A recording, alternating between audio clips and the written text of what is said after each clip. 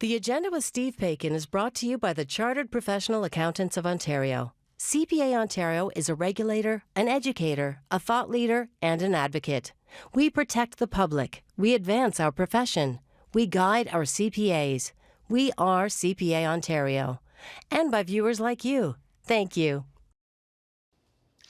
Whether times are good or tough, charitable organizations of all kinds step up, as they have during this pandemic. But what about when they, too, are in need? Tonight, a look at how the charitable sector is weathering COVID-19. Then, ahead of the world premiere of the TVO original documentary Picture My Face, we'll get a close-up on that once notorious glam punk band from the Hammer, Teenage Head. It's Tuesday, November 3rd, and that's next on The Agenda.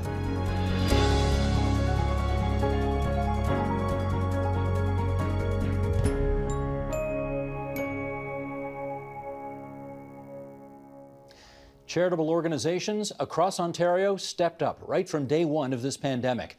But that spike in need, combined with economic hardship among clients, volunteers, and donors, has made the way forward tricky for many charities. With us now for more, in Sudbury, Ontario, Helen Francis. She's president and CEO of the YMCA of Northeastern Ontario. In the West End of the provincial capital, Paul Taylor, executive director of Food Share Toronto.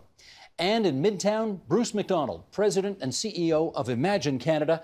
And we're grateful to the three of you for coming on to TVO tonight. And let's just start with, give us 20 seconds each of you on what it is that your organizations actually do. Helen, get us started.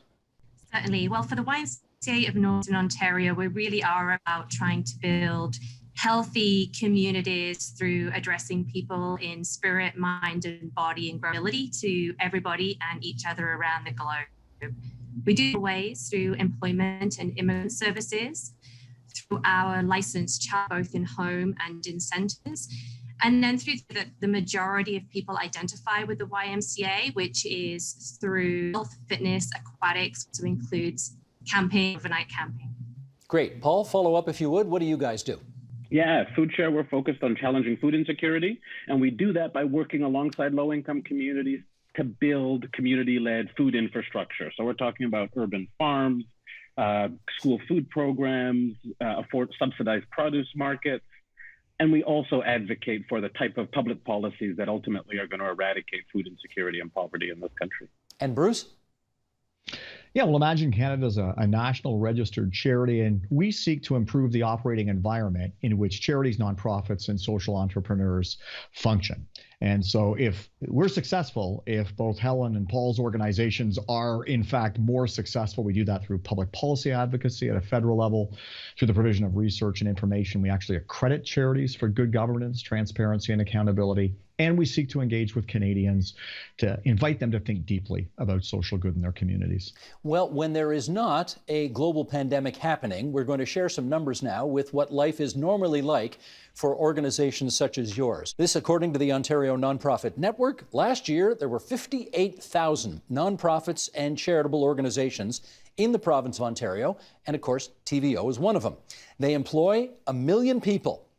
They've got $50 billion worth of economic impact, and their 5 million volunteers help them with services. They receive less than half of their revenue from all levels of government combined. So with all of that at stake, I guess the next question we have is, we're not living in normal times now, so we really want to get a better understanding of what COVID-19 has done to your ability to do what you normally do. Helen, go ahead. Certainly. Well, the easiest breakdown is that over the course of April to August, our associate lost close to $4 million in revenue, which is over about 20% of the typical annual revenue that we would receive. So as you can imagine, as a charity for tight margins, that is very for us to sustain, and it's in a very precarious position. Paul, what's COVID-19 done to you guys? Yeah. Okay. The first thing I would say is, we've seen significant impact. We're in a tricky position in that we operate a social enterprise that generates revenues to support some of our work. We have this thing called the Good Food Box, where we sell boxes of fresh produce that we deliver to people's homes across the city. We also sell produce in bulk, largely to schools. And for us, that's our largest revenue generator. We're talking about $35,000 to $40,000 a week during the school year, or close to $1.5 million. So once the pandemic hit, that revenue disappeared completely. And it's also causing us to have to cancel our annual fundraiser in 2021. It's our largest fundraiser of the year, something that we call Recipe for Change.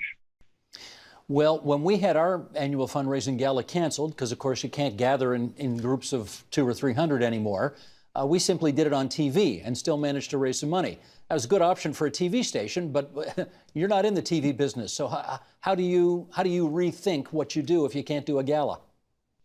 You know, this is the big thing, and I think lots of organizations have pivoted to doing things online, but we have to remember not everyone has stable and consistent access to the internet. So, yeah, and we also, I'm seeing a lot of nonprofits shift galas and events to online, but it's a really saturated place at the moment. I think everyone is trying to rethink how to generate that revenue. So we've decided we're going to take a step back and look at what we can do outside of bringing people to a screen. Bruce, what are you guys seeing in terms of the impact of COVID-19?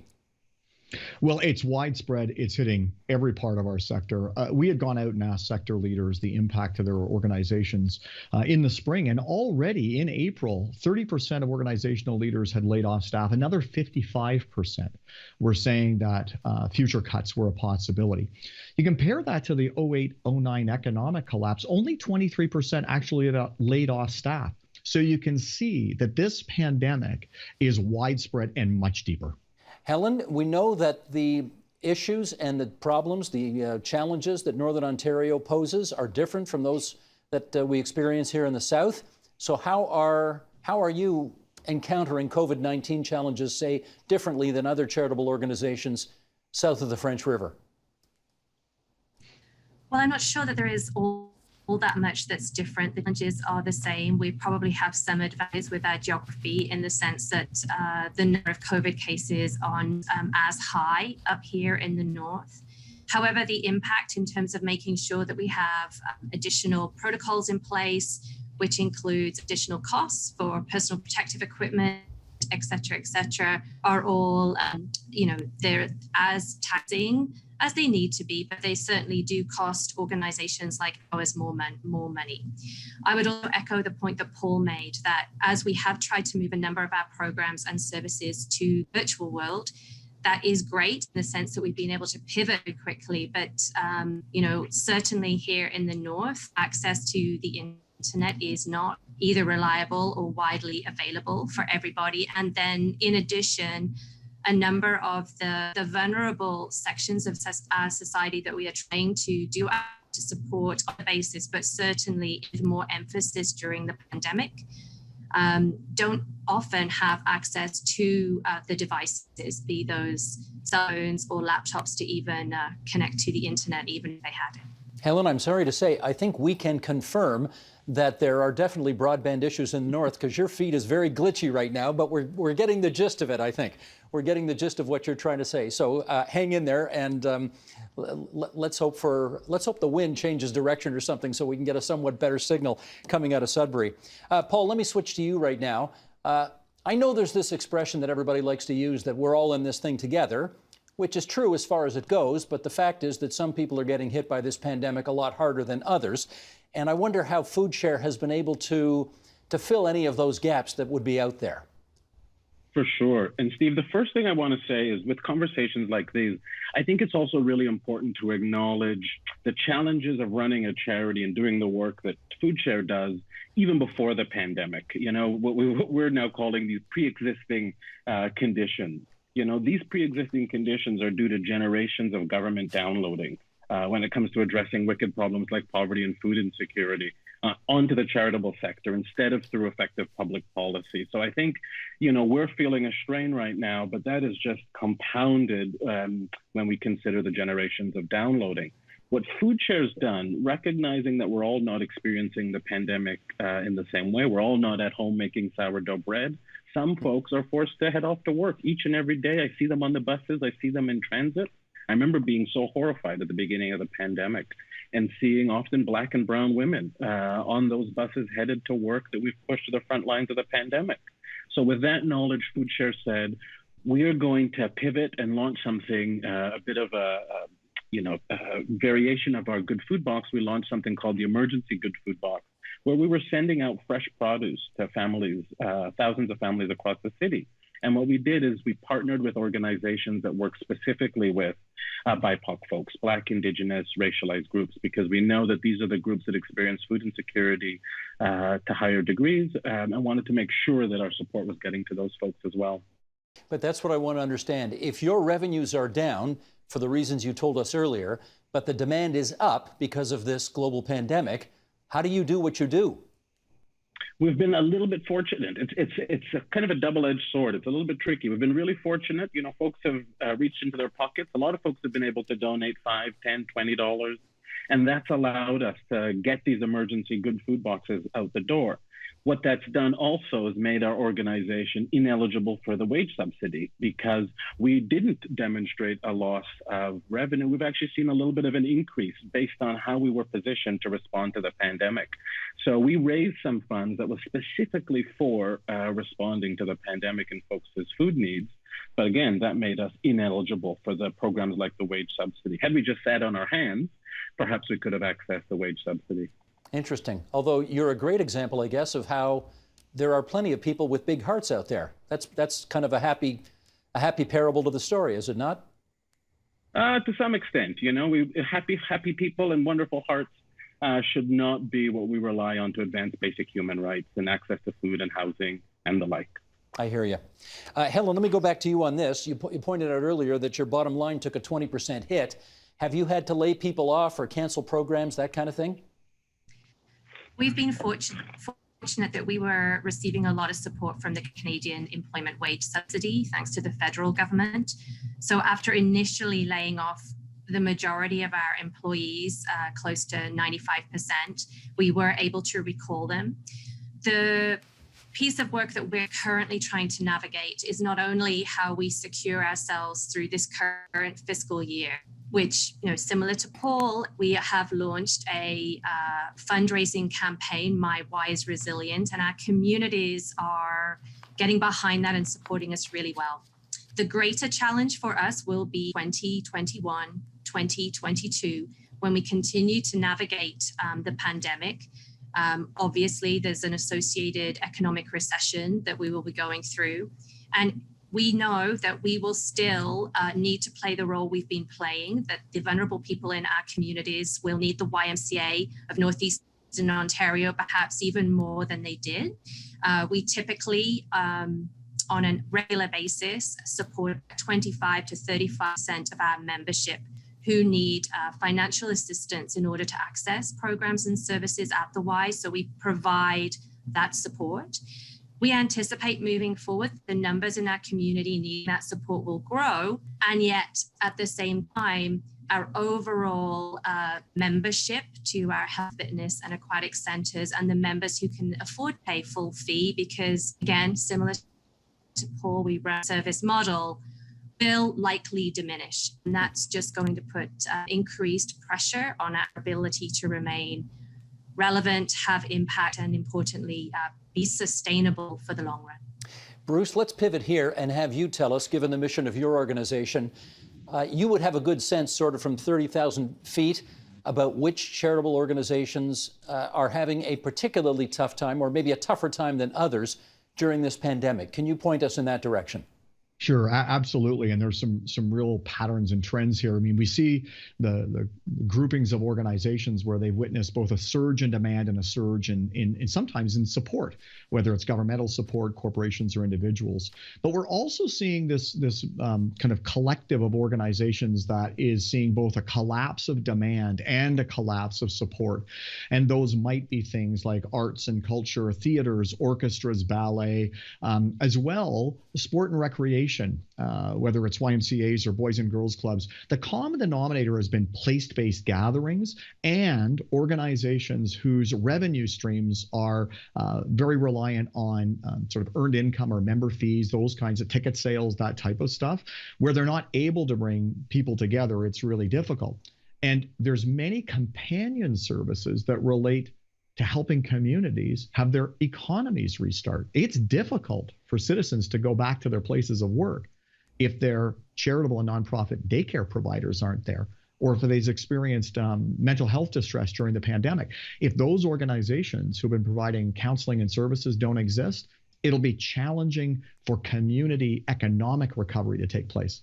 Bruce, let me do this follow-up with you. If you run an art gallery, or if you run a symphony orchestra or something like that, I mean, I know that the people who run those organizations send out emails to their members or their subscription series people saying, look, I know we're closed, I know we've got no concerts, but we'd love to keep your money. Could you just donate it to us? Now, those entreaties are going out. Do you know how they're being received? Well, we don't have any real-time data. It's one of the ongoing challenges with our sector. But what I can tell you anecdotally is that organizations are doing that they're having some success, likely not to the same degree as if they were having their in-person events and concerts, but that there is a response of generosity. Further to Helen's comment, though, the question will be, what happens with that the longer this goes and into 2021? Will people who said, you know what, I'm going to let my ticket sales ride this year and turn that into a donation, will that take place again next year? The same with corporations. And I think those are big questions that our sector is asking. As in, people might be generous to ride out the remainder of one calendar year, but maybe not two. Is that the fear? Yeah, and I think, especially when you look at corporate sponsorships, if their business interests reassert themselves, the money was coming from a marketing budget, and they're no longer going to derive the marketing benefit at a 2,000-person gala. This year, they pretty much said, you know what, keep the money, use it for what the organization's mission is. We're not sure if that same mindset will take place in 2021. Mm-hmm. Paul, tell us this. Presumably, there have been extra costs incurred in order to deal with the COVID-19 pandemic. Can you tell us what those might be? Absolutely. The cost of PPE, the cost of pivoting. For us, because we launched this emergency good food box and there was a demand for a normal good food box, we had to get more drivers on the road. We're renting more vehicles. The costs have been pretty significant. And these are costs that we, of course, like other charities, never would have imagined. And Helen, how about for you? I mean, have you been able to keep the YMCA open for people to come in and exercise, that kind of thing? We did not initially. We had about 6 months actually locked down from April to pretty much September the 8th. Facilities in North Bay and Chippewa were closed, able to access our membership revenue as we typically would. We did open and pivot to allow both of those facilities to be used by vulnerable populations, both as an emergency homeless shelter in North Bay and as a means of access to washrooms, computers, and telephones for the vulnerable in situ. So we've continued to pivot and play a role.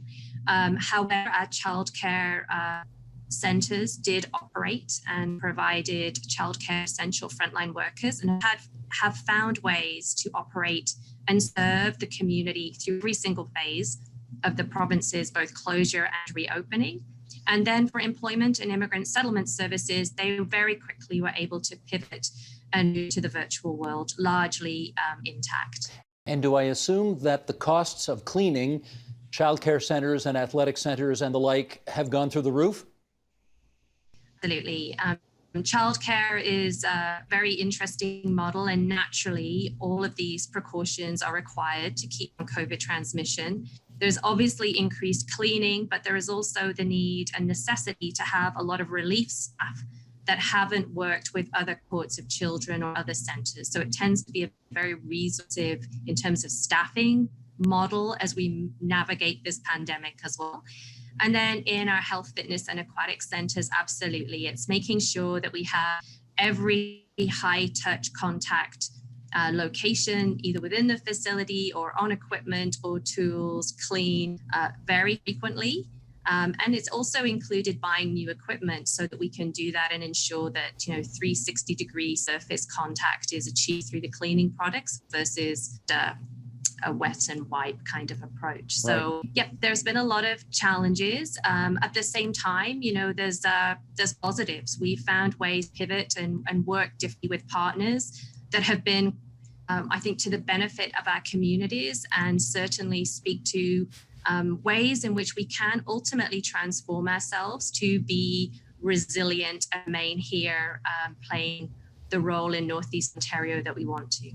Bruce, I kind of joked might not be the right word, but I pointed out earlier that when a TV station can't hold its annual gala, you can put it on TV and you can still raise some money. And we did have a telethon and raised some really important dollars for the operation of this place.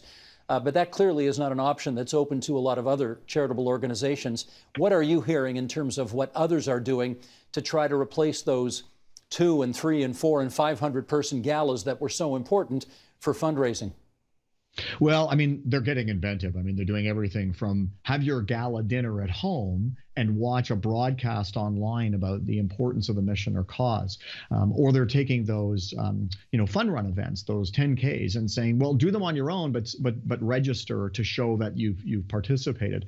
I think one of the things, though, that this pandemic has highlighted is the disconnect or the paradox that our sector lives in, because at a time when our sector needs to adapt quickly to moving in a digital world, it's highlighting or spotlighting the fact that for over a decade or more, funders of all kinds have been reticent to invest in what they would call cost of administration. Well, that falls into infrastructure, digital capacity, talented people that know how to do this. And at a time when we need it more than ever, the cupboard's a bit bare. So it's really hard for organizations to make these adaptations quickly because they haven't necessarily had the financial and infrastructure capacities to be able to do that. And let me follow up with this, Bruce. One of the reasons besides supporting a good cause that people would want to shell out, $50, $100, $200, in some cases for the big ones, $1,000 or $10,000 for a table for a big charitable fundraiser, is that people like to be with people. They like to mingle. They want to get out and schmooze and dance and do whatever it is they do at these things,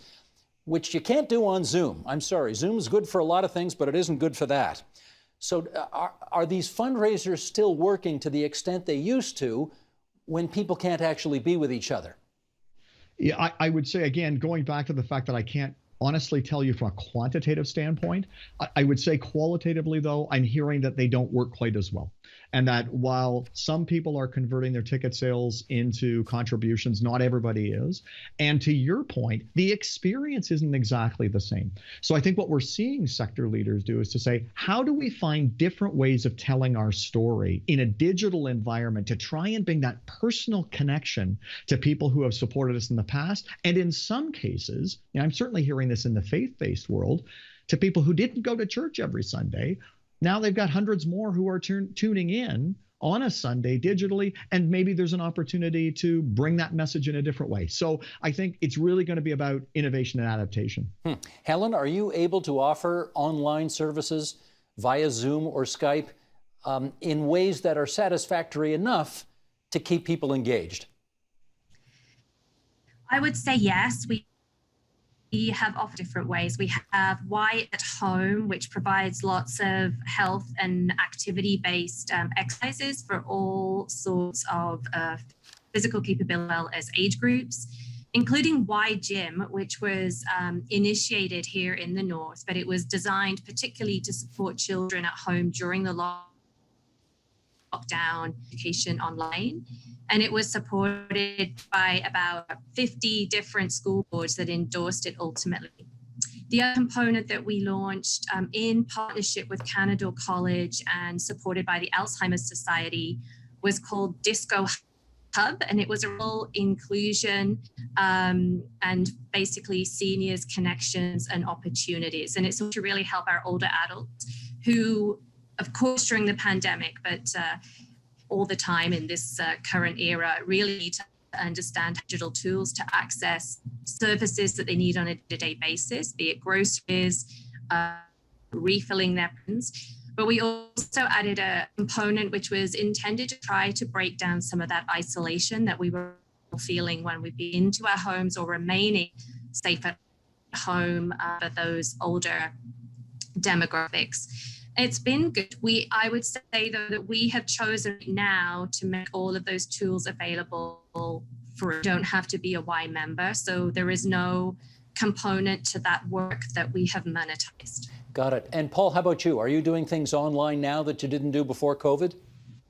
in a very limited way. We had, I think, hosted 4 or 5 panels online. We have a program that has chefs cooking with youth and children at home. But ultimately, we have said intentionally we're not going to just transition all of our programs to online. They won't work well online. And also, like I said earlier, not everyone has access. So from an equity perspective, we wanted to be really mindful of who would be losing out if we did transition everything to online. Right.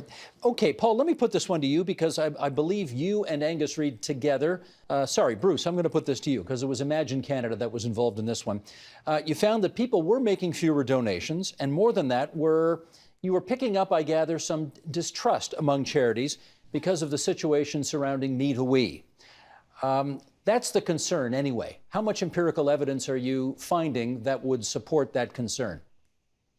Well, I think we're hearing from organizations who are saying it is definitely top of mind for their donors, in particular, sometimes their volunteers. So they're asking more questions about their governance practices, their accountability practices, and their transparency practices. I mean, I think the good news was that the study found that 6 in 10 said it's unlikely to affect their giving habits right now. But I think given the fact that trust is at the heart of the offering and the relationship that charities and nonprofits have with the public, it's essential that our sector take a look at what we're doing and make sure that we're doing everything possible to demonstrate the highest levels of good governance, transparency, and accountability. So as long as you continue to demonstrate good ethical conduct, you have every reason to believe that the charitable donations will continue to come in next year. Absolutely. This is a great sector, stewarded by volunteers and staff who care deeply to be good stewards of time and money, and they're doing everything possible. And I think as more and more Canadians take a good look at this sector as a result of the pandemic and are affected by the sector as a result of the pandemic, I think they're going to like what they see. I wonder if you could make a comparison between what we're going through now and say what we went through in 2008 at the time of the Great Recession, when presumably charitable giving was down a lot as people had to deal with the ravages of that economic problem. How long did it take to come back, and what was that like? Yeah, it took a number of years to come back. Actually, it was about, if you look at the giving trends, it was about 5 years before they actually restored to pre-08 levels. This, though, is much deeper because one of the differences was that the last time, if financial institutions were down in their giving, organizations switched and said, well, we'll talk to oil and gas and resources, or we'll talk to, the insurance companies. It's across the board. Everybody's getting hit. Every type of fundraising stream is being effective. So we are seeing that, when we're thinking that this is going to be much longer term recovery for our sector than 08-09. Paul, you want to compare and contrast today versus the Great Recession? Yeah, the one thing that I keep in the back of my mind that's a real fear of mine is actually that we're going to see an explosion of charities. We saw that after the recession in the 80s. I'm not sure about 2008, but I just, these are, like I said earlier, these are issues that have been largely downloaded onto charities.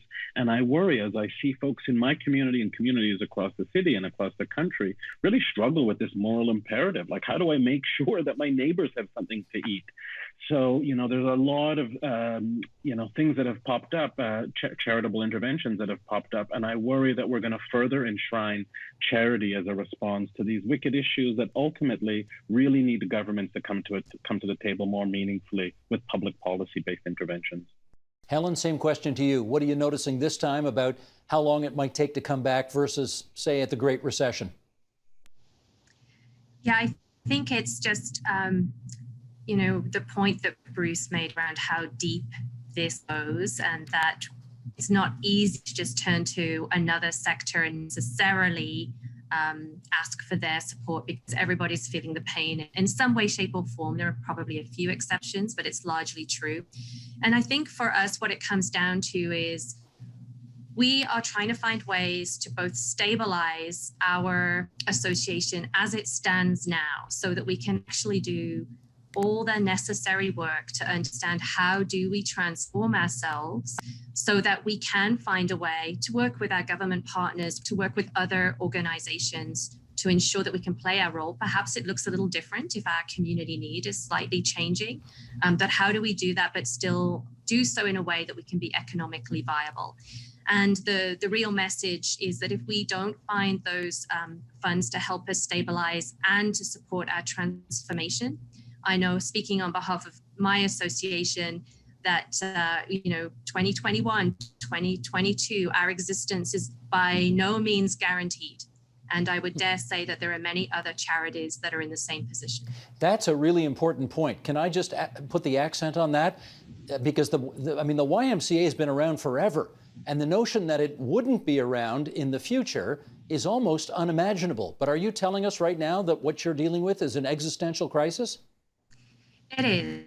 We've been around in Canada for over 160 years. In Sudbury alone, it's going to be 85 years next year, and in North Bay, it's 63 years. So we're well established. We've been a foundational part of our communities for numerous years, and for those years have been largely self-sufficient.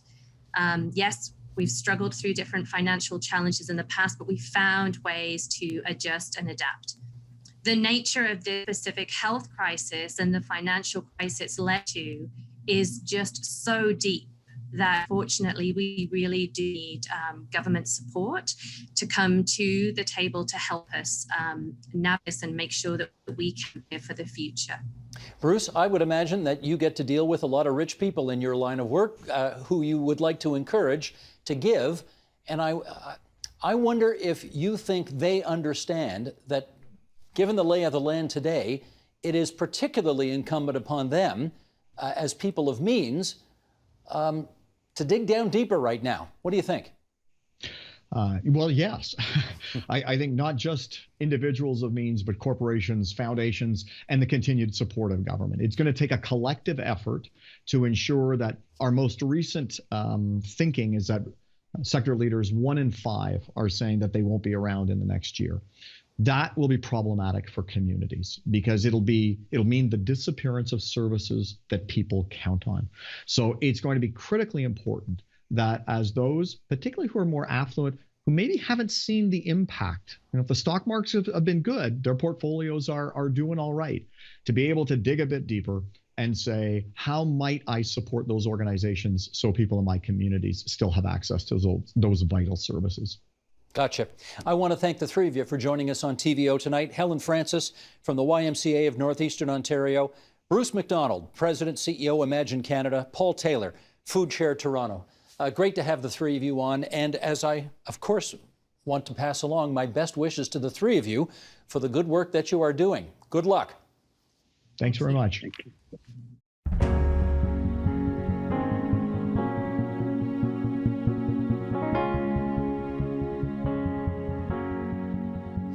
If you are of a certain age and grew up with the punk scene, you know all about the band out of Hamilton called Teenage Head. But even if you know nothing about that scene, stick around for this conversation because a new TVO original documentary that has its world premiere tonight is about so much more than headbanging music. It's about tragic premature death and the depression that ensued. It's about fulfilling dreams even 45 years later and lifelong friendships that redefine love. It's all there in Picture My Face, the story of Teenage Head, and it brings to our airwaves tonight in Port Bruce, Ontario. On the north shore of Lake Erie, just south of London, there's Steve Mann, founding member and bassist for Teenage Head. In Hamilton, Ontario, Gord Lewis, also a founding band member who played lead guitar. And from the provincial capital in the neighborhood of Swansea, Doug Arrowsmith, producer and director of the film Picture My Face. And it's such a pleasure to welcome you three to our airwaves tonight. Doug, I want to start with you because I've seen the documentary. It airs right after this, but I've seen it, got a sneak peek. It's just fantastic. It's just wonderful. Thank you. To my mind, people don't write books or make documentaries because they want to. They do them because they have to. Why did you feel you had to make this documentary about this group? Well, I think what really sealed the deal was meeting the guys in person. I was aware it was a great story from afar, and these guys were never my band coming through. I was too young. Simple Minds and bands like that. But I think once I met the guys, and particularly that afternoon I met Gord, I just sort of felt this wave that came off Gordy. and this, often I talk about it as being this something else thing, but Gord walked that into the room, and I could feel that he would be the carrier of the story, and that the work of the documentary needed to see that through. Whatever that something else was that Gord Lewis was carrying, I needed to make that the work of this film. Well, let's see the lads at work, shall we? This is from your documentary. You talked about a wave. This is from the Heat Wave Festival. This is 40 years ago, if you can imagine, at Mossport Park.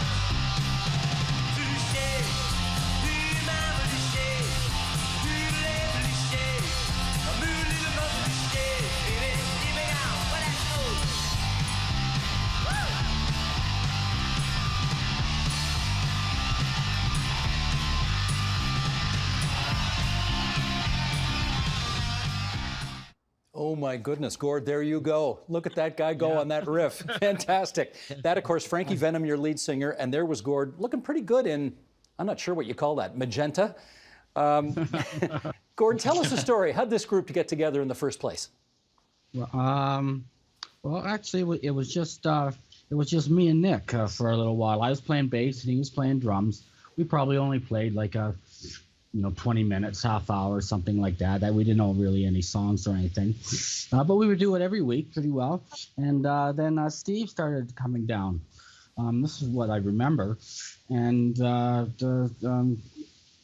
Steve wanted to play, so we just figured, okay, let Steve play bass and I'll move over and play guitar, and that's basically what the germ was in the beginning. And you guys are 15, 16-year-old kids at Westdale High in Hamilton?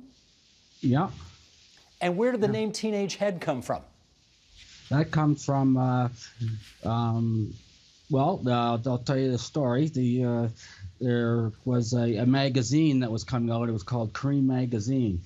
And on the back of this magazine that I bought, you could get, for a subscription, you could get one of two albums. One was named Teenage Head by the Flamin' Groovies, and the other one was by a band called Frat or Fruit or something like that. But I just thought Teenage Head was a great name for a band. And so I didn't even have a band.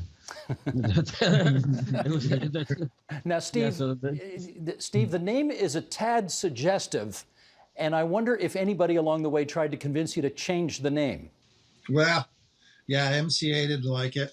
We got a deal out of Los Angeles, and that was the stipulation that we put an S on the end of the name, which we kind of laughed and said, whatever, go ahead. And needless to say, the deal fell through, and we took the S back off the name. And it's a great name, Gordy. You nailed it, man. It's a great name for a band. Oh, yeah, well, thanks, I do want to go back to 40 years ago again, because even if you were not a fan of the music, and even if Teenage Head was not top of your charts, in June of 1980, something happened at Ontario Place, Stephen, that would certainly have put this group on the map to the average person in the province of Ontario. What happened there? We had a good night that night, didn't we? We had a real good night. It's funny, I always thought that the Forum held 18,000 people. And this past June, I did another review on it, and I think it's only a couple thousand, but it looked like a lot more to me when we played there. But what a night. What a night. Well, what happened? Lots of people who wanted to get in couldn't get in, and then what? Well, see, we were oblivious to this. We were on stage having a great show, and we didn't find out till later, but a lot of people couldn't get in. They started swimming the moat and getting rowdy, and cop cars were smashed. And believe it or not, to this day, there's not 1 second of footage from the show. Nothing. Well, there was a bit of a riot that night, wasn't there, Doug? It's a bit of a riot, yeah. Yeah, there was, yeah. No, it went down. I mean, we rebuilt that using audio and stills.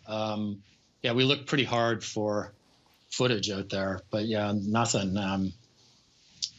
But I mean, that kind of changed the trajectory again, like in terms of, I think, getting a record deal. Gordy, you say that in the film. You weren't able to get a record deal until Ontario Place. So, Gordon, Ontario Place was big because why? Just the amount of people, and I don't think anybody was expecting it yet. Like we weren't that big, like, and for that to happen, I just think they were short-staffed. They weren't expecting a big crowd, and we did get a very big crowd that they couldn't handle, and that's what happened. So, Gord, this group is on a trajectory looking like it's really going to hit it big and go places. And then, again, sorry to bring up these terrible memories, but you guys got into a car crash. And what happened then? Oh, well, like the record companies would say, okay, who's next? It was like the deals and all the stuff were off the table, and they would go and probably look for another act. And I was hospitalized. I was out of action for close to six months, and that's a lifetime of a lot of bands. Period. 6 months. So it hit us pretty hard. And Steve was hurt too, but I was the only one hospitalized. Now, Stephen, I guess the band had to make a decision at that moment, which is try to keep going and replace Gord, or there is no keep going without Gord. You obviously opted for the second. How come? That was partially management's decision at the time. I just did not know what we were going to do. And then it kind of became clear. I remember management saying, well, Gord could sure use some money, he's got to eat. And so we just made the decision to just find a substitute. And I don't regret that. The shows were not a lot of fun. It just was not the same band without Gordy. But thank God they put him back together. I mean, he was badly broken. I mean, I don't need to tell you that, Gordy, how bad. Yeah, no, I remember flipping around in that bed, spinning around, and the striker frame. Striker frame, yeah. No. Oh, God. Well, you say in the documentary they kept trying to prick your feet in hopes that you would feel any sensation, and you did not. Did you fear that you might never get feeling or sensation in your legs back, Gord? Well, actually, it was they came in every morning and they poked me in my feet. They come this would be like 6 o'clock in the morning, like every morning, and actually no, I could feel it, and I was wondering, why are they doing that every morning? Why are they coming in here and poking my feet? And then it finally hit me. They wanted to know whether I had any feeling in my feet, so then if there's any paralysis. And believe me, from that point on, I sure loved when I could feel that prick in the bottom of my foot. That was a very, very happy little sting that I remember very well, realizing once I realized what they were doing. Let me read something that Jeff Pevere wrote in his book about you guys. And actually, he wrote this in the Globe and Mail. He said, because everybody sort of wanted to figure out what kind of group you were. So here's what Jeff wrote. By the time the band first appeared on the nascent Toronto alternative music scene in '76, they not only had an impressive number of original songs in their set, they'd already rehearsed and performed the hell out of them. Where most of the city's newly sprouted punk acts were defined more by ambition and attitude than musical experience, Teenage Head could really, actually, and ferociously play. And as more than one gobsmacked local scenester has recalled, they compelled everybody else to step up their game. By early '77, punk had arrived in Toronto, and to a huge extent, it pulled in from Hamilton. Stephen, let me ask you the question. Were you, in your mind, a punk band? Yeah. Frank was a punk. Frank was a punker.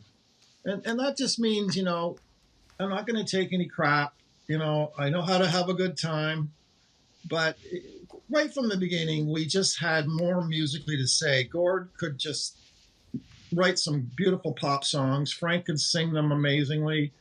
And it became very evident with our second album, Frantic City, that the punk was gone, that we weren't a punk band. It maybe just because there was holes in the knees of our jeans, but but bless Jeff, that's a great quote from the book. I'd forgotten about that. Mm-hmm.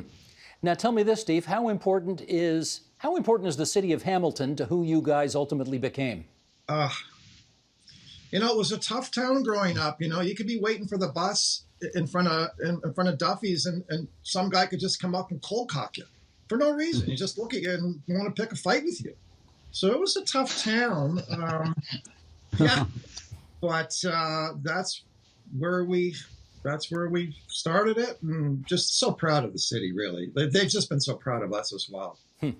Now, Gord, when you guys did what you did, I mean, did somebody write the lyrics, somebody write the music, or how did all that work out? Well, I wrote most of the music, and I think Frank wrote most of the words. But we would all hash things out together. We always rehearsed together, and we just came up with these songs, and they're really good songs. They've lasted a long time. We had like before the punk thing, like in 1975, we were rehearsing and writing songs. Like, so by the time 77 hit, we just were way better than anybody else, because we had 2 years 2 years under our belt. Right on. Who are your big influences? New York Dolls. New York Dolls. Chuck Berry, right.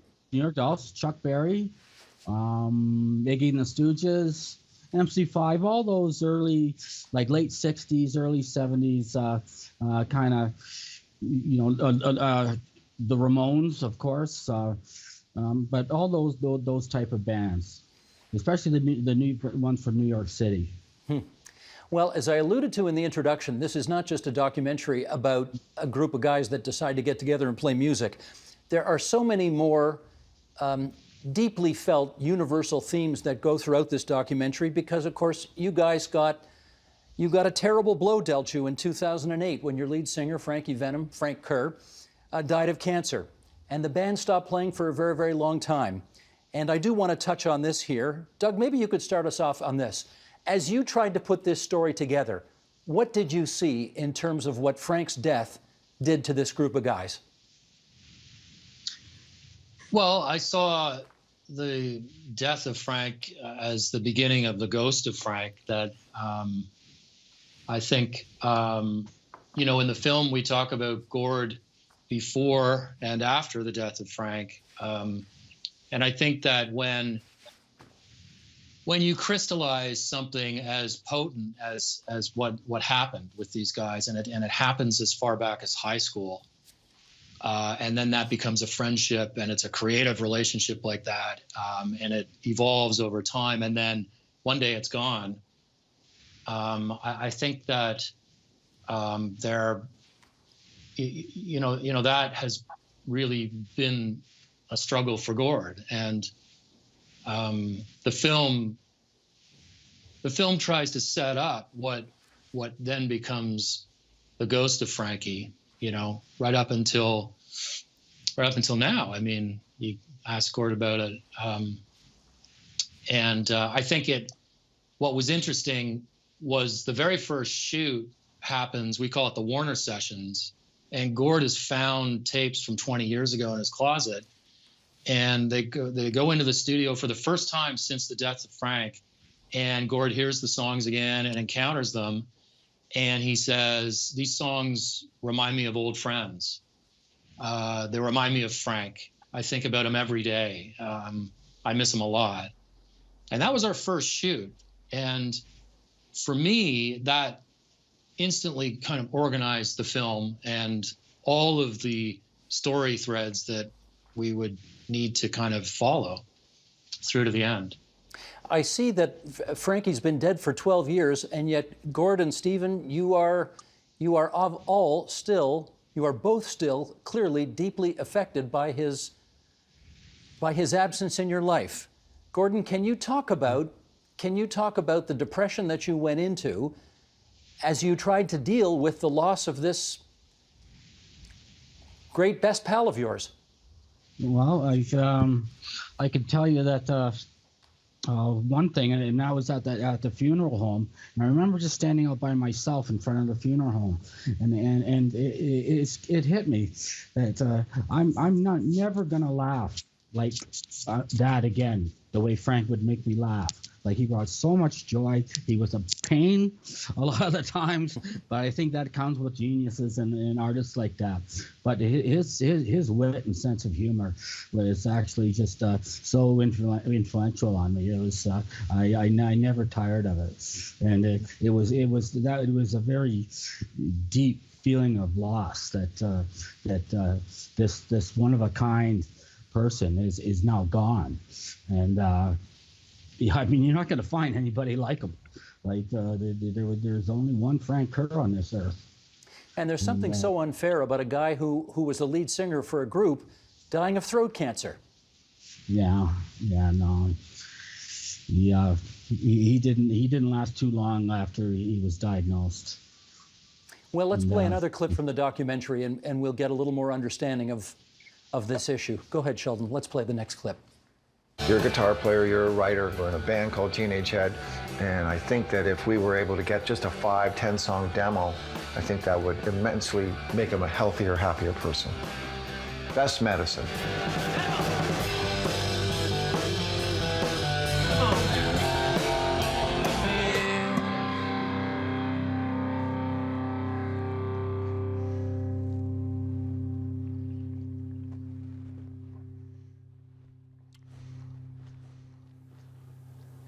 Part of me doesn't want to do it anymore at all. Steve, there are you guys all excited about getting the gang back together, and there is Gord clearly feeling something else. How tough was it for you to try to convince him that there was value in the music making him feel better? Oh boy, it just wasn't something I thought had to end when we lost Frank. It took a while. There was certainly a long period of grieving, and we knew there was going to be fan backlash if we tried to keep going without him. But the songs that Gord has written, they're just so great, and the fan base has been so loyal that to me it was just we're doing this. We're ready, and you know, I know you struggled through it, Gordy, but you played amazing. You blow my mind sometimes with that guitar. Thanks, Steve. Gord, was the music therapeutic to you in terms of trying to deal with your depression? Yes, it was. It was sometimes difficult to get up for it, but I'm really missing it now. Like with this pandemic, like I do really feel that a piece of me is gone. Like that we can't go and be Teenage Heads, and we were going strong, and then this hit, and we haven't played for nearly a year now. I remember there was one thing you said, Gordy, during that little road trip we had that took us to Thunder Bay and Winnipeg. At the end of that, you said you kind of just didn't want to go home now that you were back out there and had the feel of it again. Yeah, I remember saying that. Yeah, and that's how I felt at the time. Yeah, no, it was very therapeutic. It was, and being around everybody and having a good time and eating together and then going out and playing to a nice crowd. Well, you want to talk about a nice crowd. I'm pretty sure I was at your last big concert, which, if I'm not mistaken, was home in the Hammer, Labor Day last year, for the Labor Day Classic between the Tiger Cats and the Argonauts, as it is every year. And I'm telling you, if there were a roof on that Tim Hortons Stadium in Hamilton, you guys would have blown the lid off it. There is no roof, so you didn't have to. That was just a smoking good show. And you guys played halftime. And I mean, Gord, the most amazing thing about that is that you had to get out of hospital to play that show. Tell us about that story.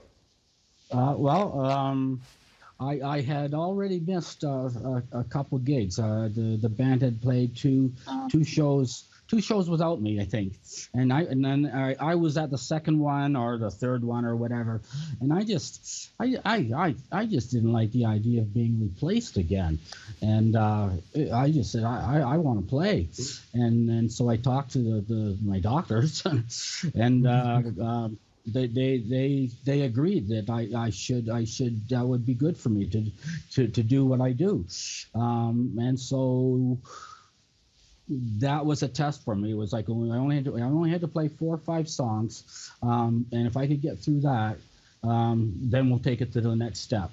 And then the next step was a show that we had to play an hour for, and so okay, I can do this. I don't need to be replaced. Like. I'm feeling really good about this. So the hospital agreed with me, and so they let me out every time that we had a gig from that point on. Huh. Excellent. Stephen, 25,000 people were dancing and hooting and hollering and loving that show. What was it like for you? Oh, it was great. It was a great moment. It really was.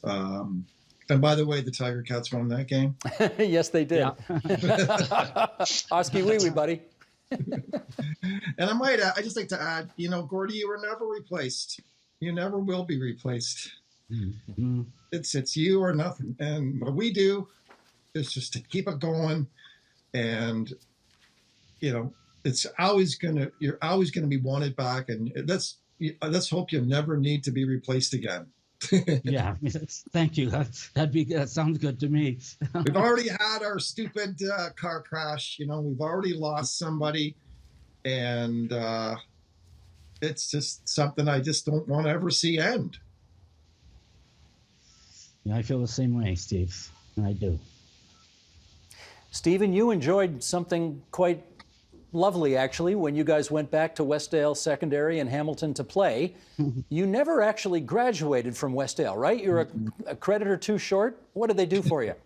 You know what? And that was 5 years I went. You're only supposed to go 4 years and get 27 credits. And I went 5. I took typing and home ec and all these stupid courses. But I just came up shy. I only had 26. So bless Westdale High and Michelle for giving me that honorary degree. That was pretty cool. It's right up there on the wall. That's good. Yeah, I think the expression was, given 40 years in music, that's probably good for 1 music credit, and therefore we can matriculate you now. Makes sense to me. What do you think? Yes, I earned it. Yeah, you did earn it. I think so. Gord, have you seen the documentary yet? I've just seen bits and pieces. Doug showed me some stuff the other day, so I got a bit of a feel about it, but it was just bits and pieces, and so I know there's a lot more there. How nervous are you, Doug, about what Gord's ultimate reaction is going to be to this whole thing? Ultimately, he and I have talked about it at length and kind of what the decision became early on as a director to sort of pursue Gord's story as what we call the through line of the film. And that felt right based on what was presented. All the pieces pointed that way, that would be a strong story. And he was going through something at the time of the filming. I kind of have described it as, a powerful present day story that's been ignited by the potency of the past. It's a brave thing Gord did, I think, to allow us in and to share, on camera what he's been struggling with. And I just think that not only to the fan base, but also anybody who's struggling with the same thing, there's a conversation there, and it's ongoing for you, Gord. I think that's one thing I hope for. Well, I can tell you from this one person's vantage point, it was a brave thing, Gord, for you to have done, and the results are incredible. It's a beautiful, powerful, positive, extraordinary documentary, and I can't wait to watch it again. Can I thank Doug Aerosmith, the filmmaker, and 2 of the guys in Teenage Head, Steve Munn and Gord Lewis, for joining us on TVO tonight. Godspeed, guys. Keep it going. Thank you so much. Thanks a lot. Thank you, Steve. Great to be on. Thanks for having us. And that is the agenda for Tuesday, November 3rd, 2020, a date that's expected to be quite historic for our neighbors to the south. And to that end, tomorrow we'll look at what the American electorate decided today and ask what it means to the rest of the world. I'm Steve Paikin. Thanks for watching TVO, for joining us online at tvo.org. We'll see you again tomorrow, and now stay tuned for the world premiere of the TVO original documentary, Picture My Face, the story of Teenage Head.